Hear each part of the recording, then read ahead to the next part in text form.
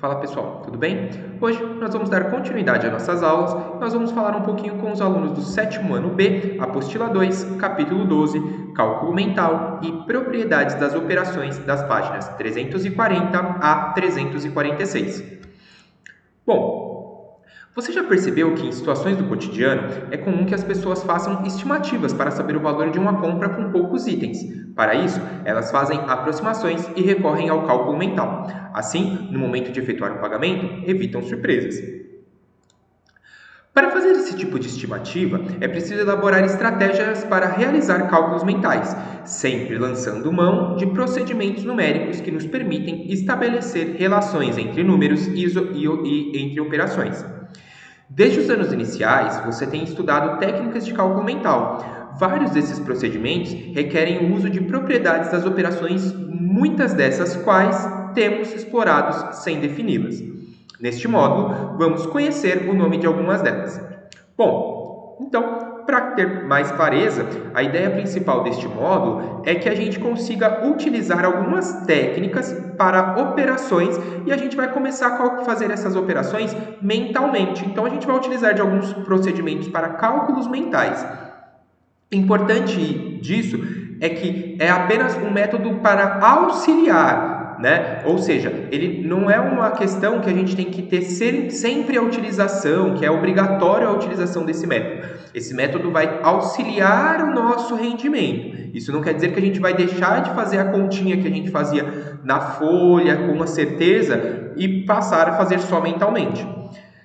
Importante é que esse cálculo ele auxilia, por exemplo, digamos, eu vou ao shopping, vou fazer algumas compras no shopping, mas eu tenho, sei lá, R$ 100 no meu bolso, e aí eu vou começar fazendo compra. E se de repente alguns produtos que você pegou lá uma série de produtos, e esses produtos, os valores, né, somados, eles passariam de R$ 100.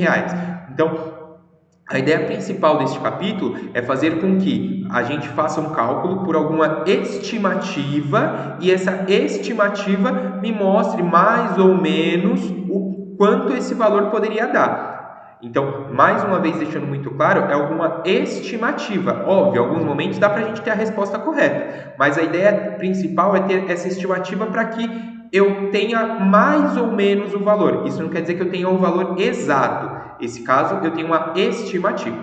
Bom, a professora aqui ela fala, saber fazer estimativas é importante mesmo quando fazemos cálculos com calculadora, pois podemos digitar dados errados. Com a estimativa, podemos ter a ideia se a resposta está correta ou não. Então, como eu falei anteriormente, a estimativa ela vai dar um valor aproximado da resposta final. E a ideia principal é a gente ter mais ou menos ideia. Então, por exemplo, vamos supor que a gente fosse fazer uma soma na calculadora. Eu tenho mais ou menos uma estimativa do valor final, eu consigo saber se a calculadora está fazendo um valor certo ou se ela está dando um valor exorbitante, ou seja, um valor muito mais alto ou um valor muito mais baixo, e aí neste caso eu sei que desse cálculo estaria errado.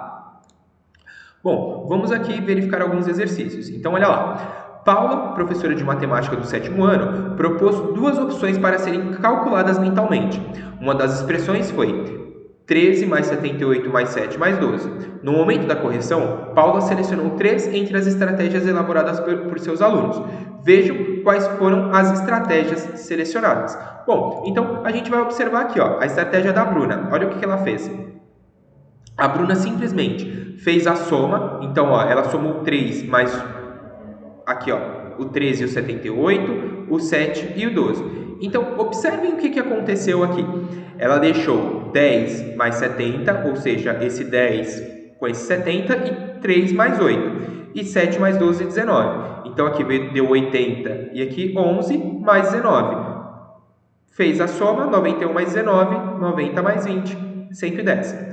O André, olha o que ele fez. 13 com 7, 78 com 12. 13 mais 7, 20. 78 com 12. Ela pegou aqui o 2 do 10. Do 12, né?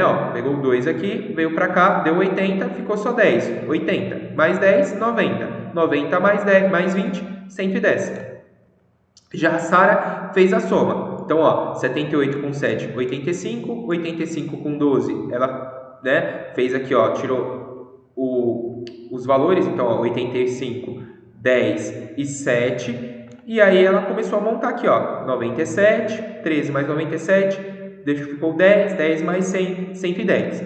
Bom, juntamente com seus colegas, analise cada uma dessas estratégias e descreva em seu caderno quais foram os procedimentos utilizados por Bruna, André e Sara para estabelecer relações entre os números dessas operações. Bom, importante a gente verificar aqui, descrever, então, as operações que aconteceram em cada um, né? Legal verificar que isso aqui individualmente a gente pode responder apenas informando quais foram os passos que cada um, tanto a Bruna, quanto o André, quanto a Sara resolveram. Então, essa aqui seriam algumas respostas pessoais, apenas descrevendo passo a passo do que cada um fez. Na segunda informação, a outra expressão proposta por Paula foi 4 vezes 35 vezes 25 vezes 8. Ela selecionou as estratégias de Alice e Caio para serem analisadas pela classe. Juntamente com seus colegas, analise cada uma dessas estratégias e escreva quais foram os procedimentos utilizados por Alice e Caio para estabelecer relações entre os números e as operações. Então, observem aqui o que aconteceu. A Alice, eu tinha 4 vezes 35, então ela deixou só 2 vezes e aí ela multiplicou, ó, 2 vezes 35, 70, então ficou 2 vezes 70. 25 vezes 8, tirou aqui, ó, então ficou 2 vezes 25, 50, 4 vezes 8. E aqui 2 vezes 70, 140, 50 vezes 4, 200. E aqui, ó, 2 vezes, ela aqui, ó, fatorou 200, então 2 vezes 100 vezes 140. 2 vezes 2 2 vezes 140, 280. 280 vezes 100, 28 mil. Já o Caio, reparem, 4 vezes 25, então ele fez 2 vezes 50 e 35 vezes 8, 70 vezes 4. 2 vezes 50, 100, 70 vezes 4, 280, 100 vezes 280, 28 mil. Bom, a gente consegue verificar também, mais uma vez, os procedimentos e consegue descrever as informações como nós fizemos no exercício 1. Bom, aplicação de propriedades da adição e da multiplicação em estratégias de cálculo mental. Nas estratégias analisadas, é possível identificar a aplicação de duas propriedades da adição e duas da multiplicação. Vamos analisá-las. Bruna associou as parcelas de 2 a 2 para fazer a adição. Sara também associou inicialmente as parcelas 78 e 77 e depois 85 e 12. Assim, podemos dizer que, em uma adição com mais de duas parcelas, essas podem ser associadas 2 a 2 de modo que facilite o cálculo. Alice também associou os fatores de 2 a 2 para fazer a multiplicação. Assim, em uma multiplicação com mais de 2 fatores, esses também podem ser associados 2 a 2 para facilitar o cálculo. A essa propriedade, que permite associar as parcelas ou fatores, é dado o nome de propriedade associativa. Dessa maneira, dizemos que é possível aplicar a propriedade associativa na adição e na multiplicação. Veja como Bruna e Sara aplicaram a propriedade associativa para a adição. Bruna fez de 13 mais 78 e 7 mais 12. Sara fez 13 mais 78 mais 7 mais 12. Portanto, 13 mais 78 mais 7 mais 12, montando aqui, ó, 13 mais 78, 7 mais 12, vai ser igual a 13 mais 78 mais 7 mais 12. Ou seja, as duas informações são iguais. Há diferentes maneiras de aplicar a propriedade associativa. Numa situação de cálculo mental, escolhemos quais parcelas ou quais fatores queremos associar. O critério geralmente consiste em considerar o cálculo que parece ser de mais simples resolução. Bom, importante lembrarmos isso aqui, que de repente, para você uma conta é mais simples. Para o seu colega, essa conta é mais difícil e ele vai partir para um outro lado. Qual está correta? As duas, porque o que é mais simples para você vai ser mais fácil, óbvio, você vai conseguir resolver com mais facilidade.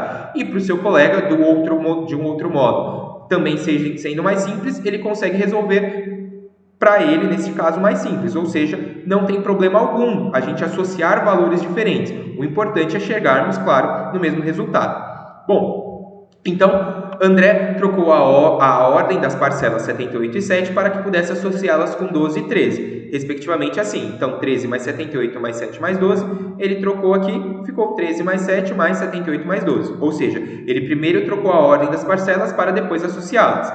Caio fez um procedimento semelhante ao de André. Primeiro trocou a ordem dos fatores 35 e 25 para depois associá-los com 8 e 4, respectivamente. Além disso, ele decompôs inicialmente 4 em 2 vezes 2 e 8 em 2 vezes 4, obtendo dezenas para o próximo cálculo, ou seja, 4 vezes 35 vezes 25 vezes 8, ficou 4 vezes 25 vezes 35 vezes 8, ou seja, 2 vezes 50 vezes 70 vezes 4. A propriedade que permite comutar ou trocar a ordem das parcelas ou dos fatores é chamada de propriedade comutativa. Dizemos que é possível aplicar a propriedade comutativa à adição e à multiplicação. Propriedade distributiva. Propriedade distributiva da multiplicação em relação à adição. Em anos anteriores, você estudou a propriedade distributiva, principalmente a da multiplicação em relação à adição e à subtração. Vamos retomar algumas ideias já trabalhadas na relação a essa propriedade. A professora do 7º ano deu uma olhada, uma folha quadriculada para cada aluno e pediu-lhes que representassem com a configuração retangular a multiplicação 6 vezes 5 de 3 maneiras distintas, usando as duas cores diferentes. Veja como Paty, Mateus e Rafael fizeram e registraram suas multiplicações. Então, tem aqui as multiplicações. Bom, Paty manteve as 6 linhas e dividiu as 5 colunas em 2 e 3, ou seja, fez 6 vezes 5, que no caso seria 6 vezes 2 mais 3. Mateus manteve as 6 linhas e dividiu as 5 colunas em 3 e 2, ou seja, 6 vezes 5 seria igual a 6 vezes 3 mais 2. E Rafael manteve as 5 colunas e dividiu as 6 linhas em duas partes iguais, ou seja, 6 vezes 5 seria 3 mais 3 vezes 5. Todos chegaram ao mesmo resultado, de 30. B. Na malha quadriculada a seguir, represente a multiplicação 7 vezes 8 de 3 maneiras distintas, usando duas cores diferentes para cada uma delas, escreva a expressão correspondente. Então, nós temos aqui a malha quadriculada de forma distinta. Nos itens A e B, ao explorar a malha quadriculada, você visualizou a propriedade distributiva geometricamente, por meio de cálculos de áreas. Nas configurações retangular, como todos os quadradinhos são iguais, um deles representa a unidade de área. Com base nos itens anteriores, escreva a propriedade distributiva correspondente às áreas dos retângulos representados ao lado. Então, nós temos aqui os retângulos, então vamos lá. Retângulo ABC, então 3 vezes 2 mais 4, nesse caso 18, ou 2 mais 4 vezes 3, nesse caso também 18. O retângulo EFGH, 1 mais 2 vezes 5, nesse caso 15, ou 5 vezes 1 mais 2, que nesse caso 15 também. Propriedade distributiva da multiplicação em relação à subtração.